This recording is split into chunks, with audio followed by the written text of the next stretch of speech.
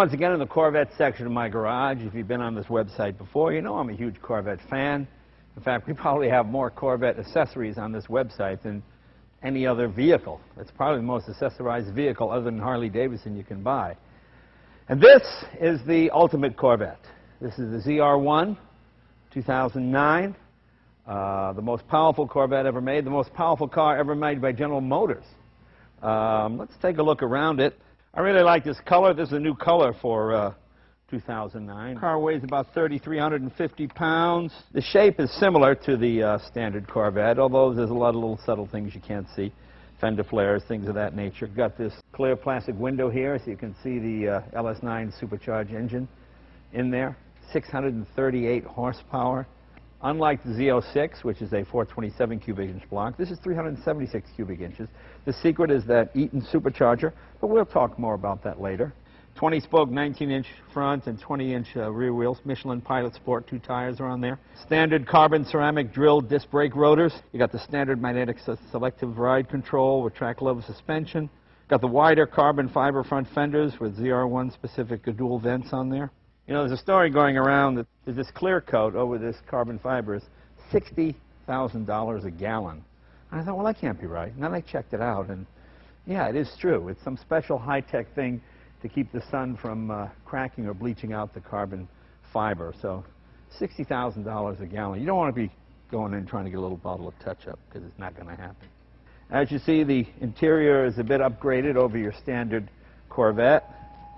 And you've got controls on your steering wheel here, you know, for volume and things like that. You've got an adjustment there for your suspension, for touring or sport. You see, the more expensive the car, the nicer the bong. You ever notice with a cheaper car, you open it, make that, but when you're in the Scalar car, Cadillac, oh no, it's like angels hitting a little gong. Bong, oh, my key's in it. Let's open up the hood. Let's show you what we got in here.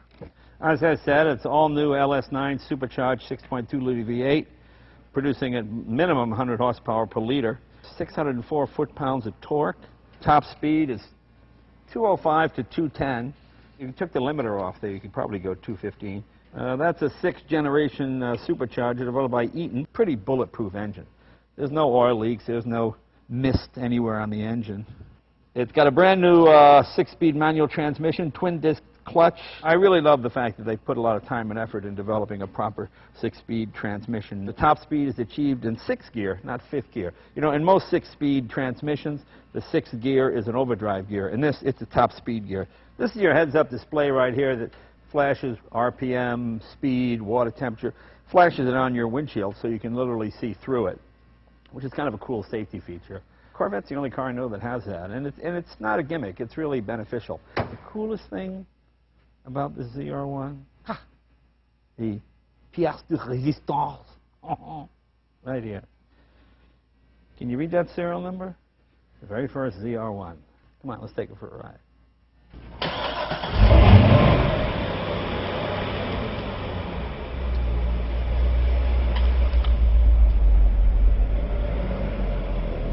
People think this little pushrod V8 is somehow not very sophisticated.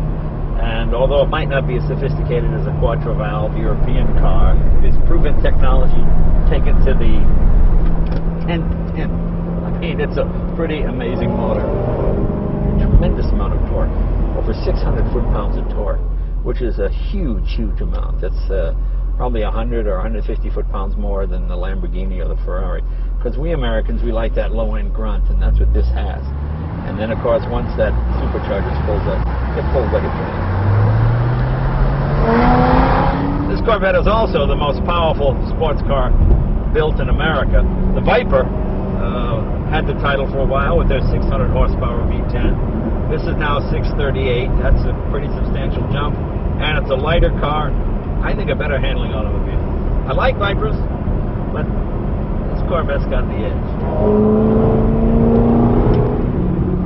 As I mentioned earlier, you've got the carbon fiber brakes. The same brakes that are on the Enzo Ferrari. Not similar, not kind of like, the same brakes. Like all contemporary Corvettes, you have 3 selections here. Your regular, just normal driving. You have your traction system off and competition mode. I always drive in competition mode. That's what I like. It just seems best to me. These magnetic shocks, fantastic. You know, GM pioneered those. I think even Ferrari and some other companies use them as well. They won't give GM credit, but that's where it came from. And it really makes the car ride very nicely. I mean, when you're in the touring mode, not in the competition setting, it really does ride like a Cadillac. Whatever you used to think about Corvettes, forget about with this car. I mean, this has 638 horsepower. The McLaren F1 has 627. The SLR Mercedes has, what, 617. The Aston Martin only has 510. This is the performance bargain of the decade. This car will easily run with the 430 Ferrari, the Carrera GT. In fact, if I'm not mistaken, at least at the time of we're doing this video, this car on stock tires holds the record at Nuremberg Ring. What is it, 7 minutes, 26 seconds, something like that? Pretty amazing. I love these things. I love the fact that they're built in America. I love the fact they're built in Bowling Green, Kentucky. I like the fact you can call up a guy on the line and talk to the guy who built your car. That's pretty cool. They couldn't be prouder to build them. I mean, it's a real dedicated workforce down there. They love these cars, and it shows in the workmanship. You know, if you've never been to the Corvette factory in Bowling Green, Kentucky, you got to go. It's a real treat. We had John Fitch here recently at my garage.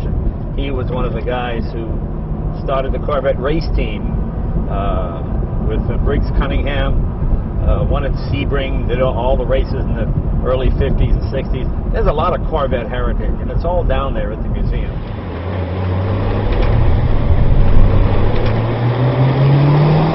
I've got about 4 or 5 Corvettes.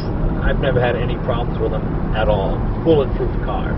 And if you do have a problem, like I say, it's a Chevy. You fix it with a hammer. You go down to a Chevy dealer, and you know you got an exotic supercar at Chevy Cobalt prices, really, in terms of repairs. I don't have to tell you what it costs to fix a Ferrari or a Lamborghini. You know, whenever I think we've reached the pinnacle of high performance in street cars, a few years goes by, and then it goes higher and higher. And I think with the upcoming emission standards and you know, a lot of the environmental stuff that's happening, this is probably the most powerful Corvette you'll see for a long, long time.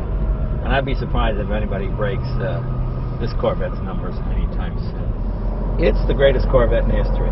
And I think it's, well, it is the most powerful car General Motors has ever produced in their whole 100-year history.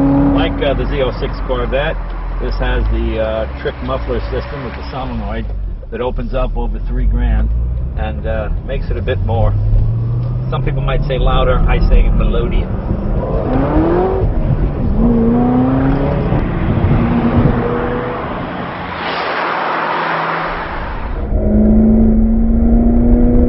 You just punch it, and you go.